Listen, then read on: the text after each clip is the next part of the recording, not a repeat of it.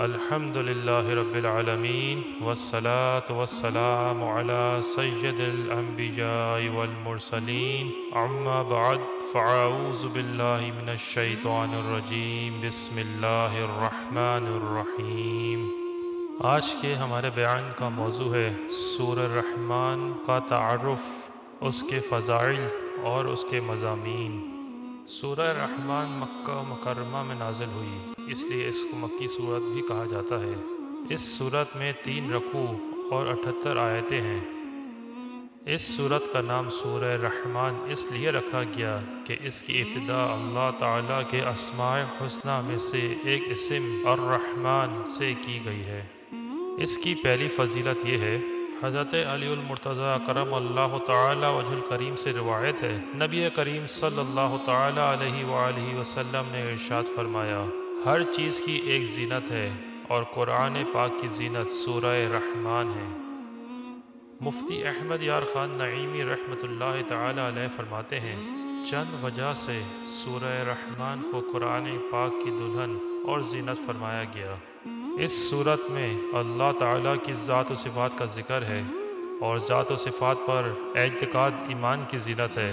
اس صورت میں جنت کی حوروں، ان کے حسن و جمال، ان کے زیورات کا ذکر ہے اور یہ چیزیں جنت کی زینت ہیں۔ اس صورت میں آیت کریمہ فَبِأَيِّ آلَاءِ رَبِّكُمَا تُكَذِّبَانِ 31 جگہ پر ارشاد ہوا ہے، اس سے صورت کی زینت زیادہ ہو گئی۔ سبحان اللہ۔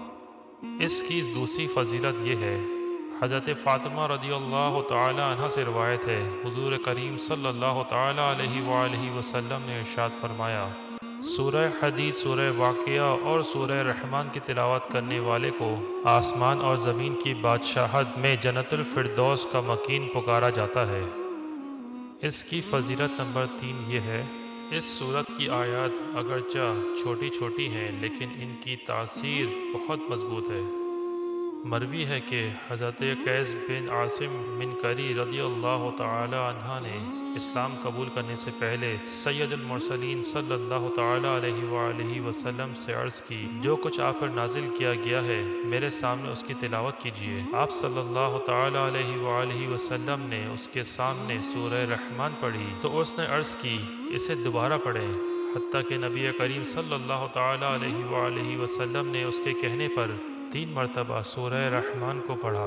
سورہ رحمان سن کر اس نے عرض کی، خدا کی قسم یہ سورت بہت ہی خوبصورت ہے، اس میں بہت حلاوت ہے، اس کا نیچے والا حصہ سرسبز ہے اور اوپر والا حصہ پھلدار ہے، اور یہ کسی انسان کا کلام ہی نہیں، اور میں گواہی دیتا ہوں کہ اللہ تعالیٰ کے سوا کوئی معبود نہیں، اور بے شک آپ اللہ تعالیٰ کے رسول ہیں۔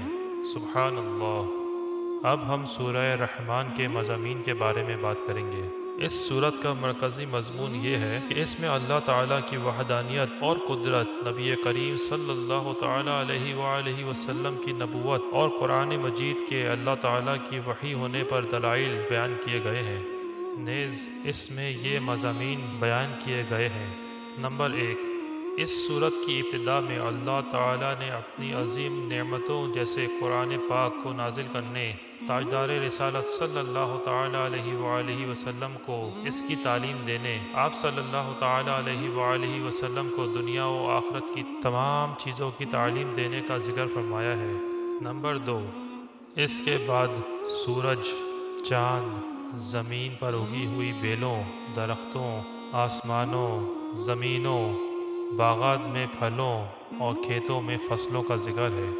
نمبر 3، حضرت آدم علیہ السلام اور ابلیس کی پیدائش، میٹھے اور کھارے سمندروں اور ان سے موتیوں کو نکالنے کو بیان فرمایا گیا ہے۔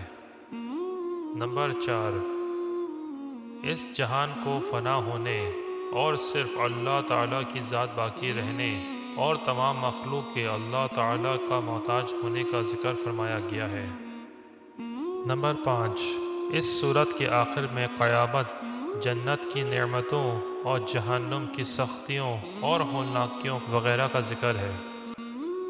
سورہ رحمان کی سورہ قمر کے ساتھ مناسبت۔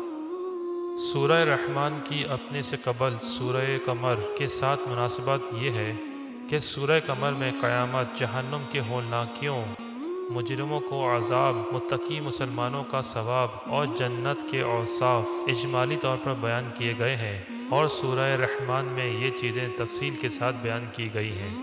سبحان اللہ عز و جل۔